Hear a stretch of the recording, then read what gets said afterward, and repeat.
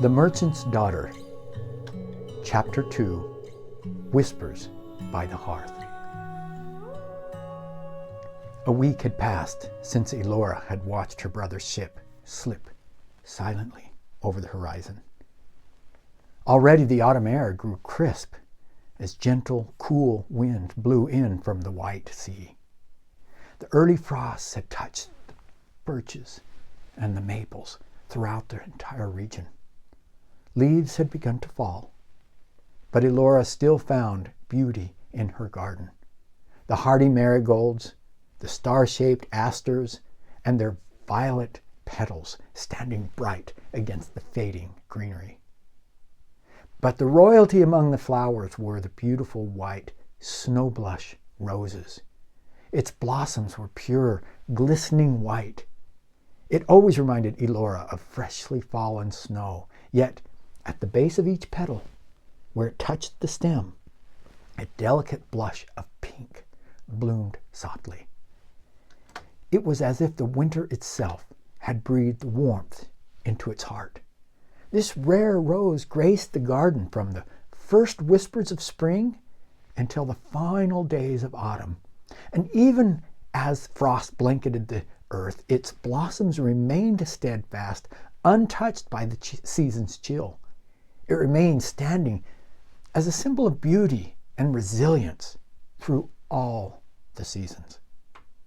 Elora knew the first weeks might feel more lonely, so she kept busy trimming and caring for the beauty surrounding her home. She was well known and had many friends from the town. It was a beautiful town, but the true comfort of home lay in the seaside cottage her parents had built with love and care, evident in every detail. Standing strategically near the cliff, it offered a sweeping view of both the harbor and the town, while its yard remained sheltered by sturdy stone walls. Though young, she carried the full weight of managing the household. Each morning, she oversaw food stores, ensuring that their provisions would last through the long northern winters. She kept careful account of the family's and the merchant's trade finances, paying debts and collecting what was owed. Traders and craftsmen often sought her out for business, trusting in her fair dealings as she had learned from her father.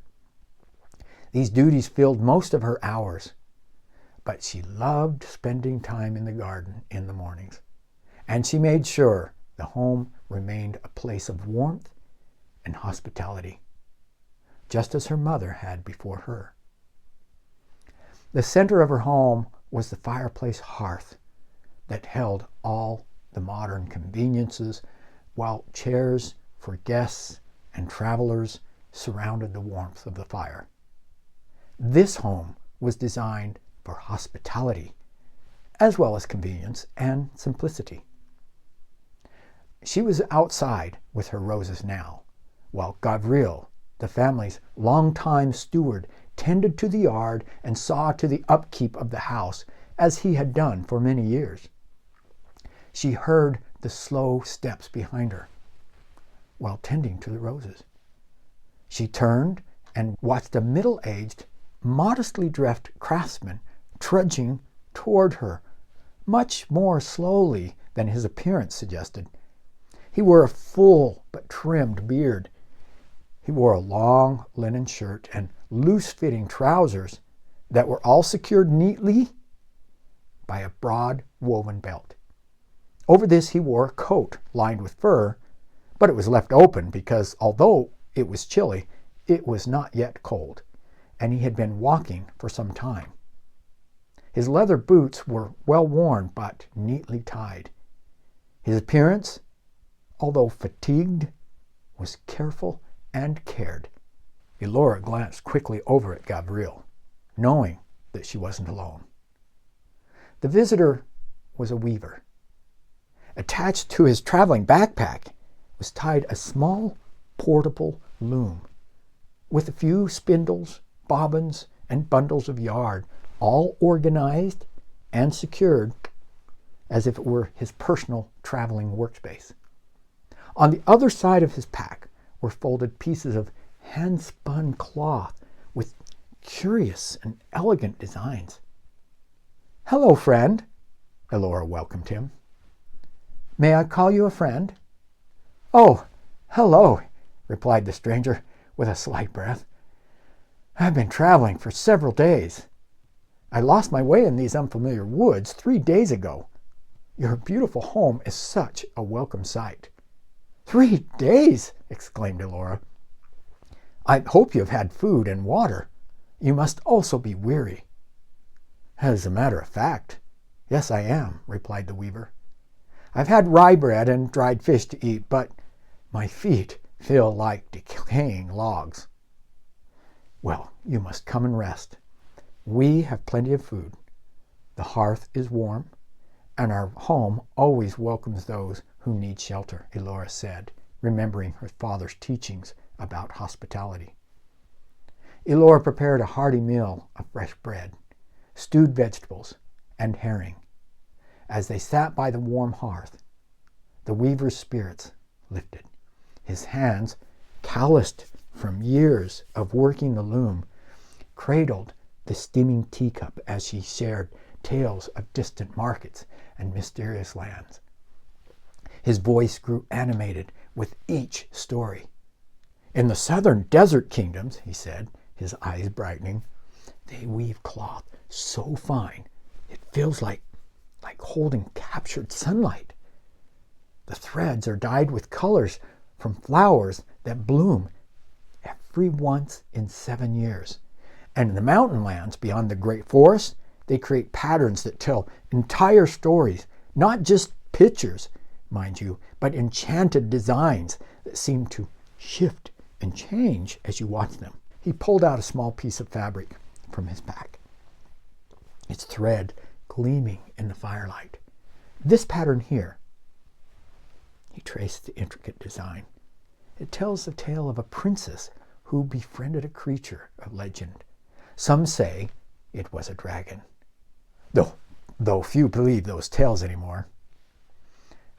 A deep rumble echoed through the hills, making the windows rattle, violent enough to make Elora's heart leap into her throat.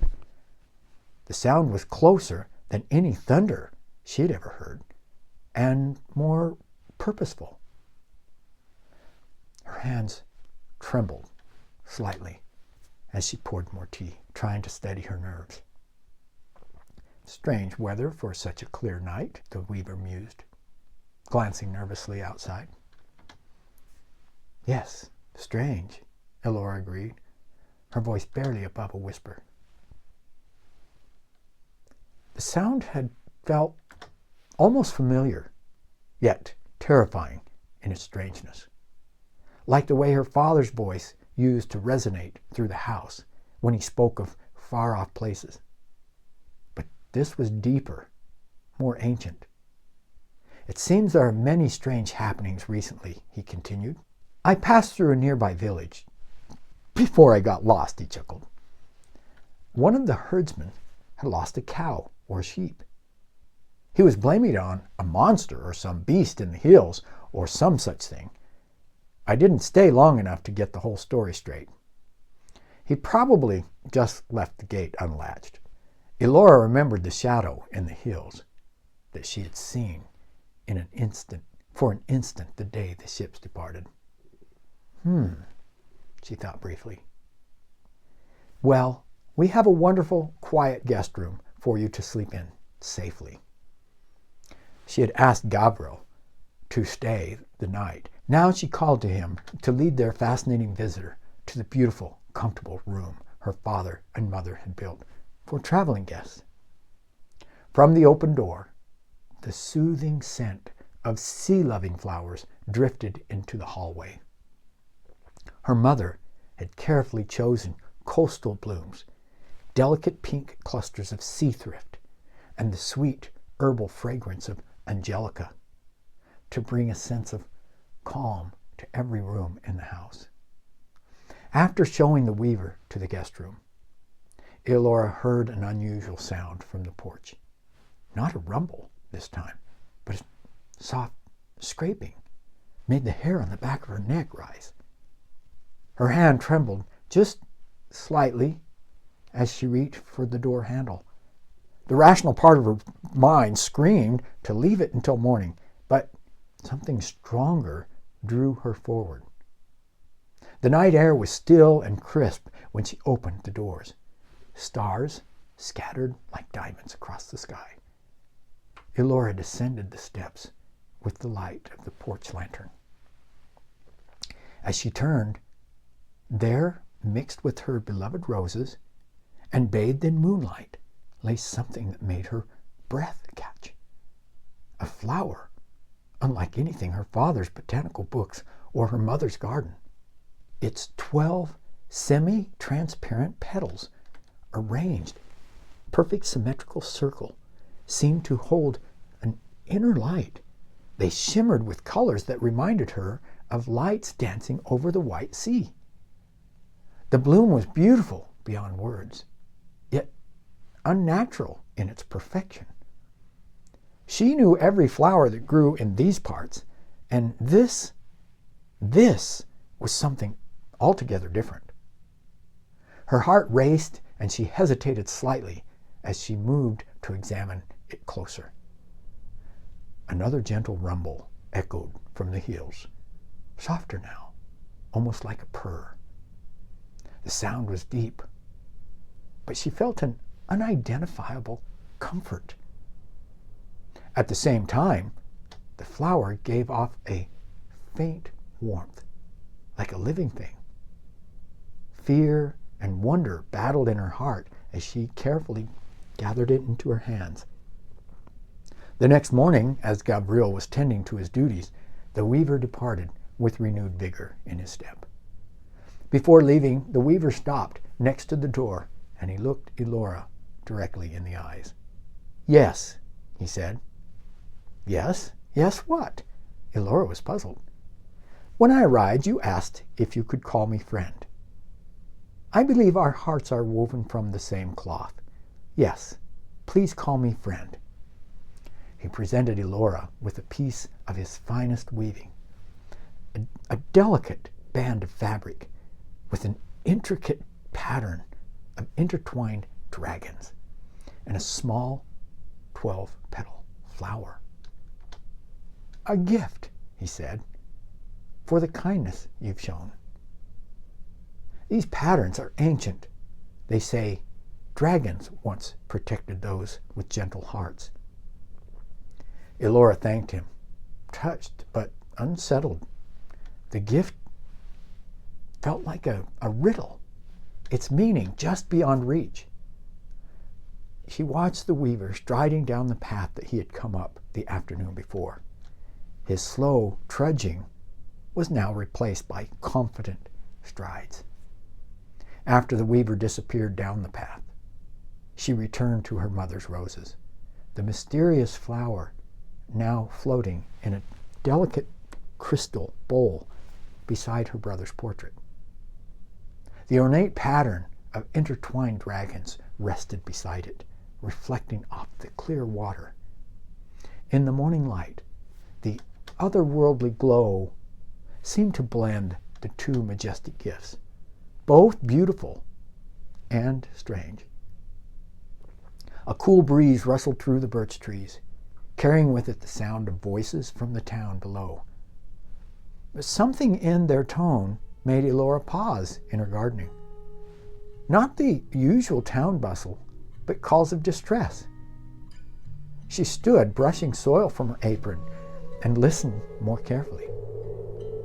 High above, a shadow passed briefly over the garden, large enough to make her heart skip a beat. It moved too quickly to be a cloud, yet too silently to be a bird. In that moment, Elora knew she needed to explore these mysteries, though whether that thought thrilled or frightened her, she couldn't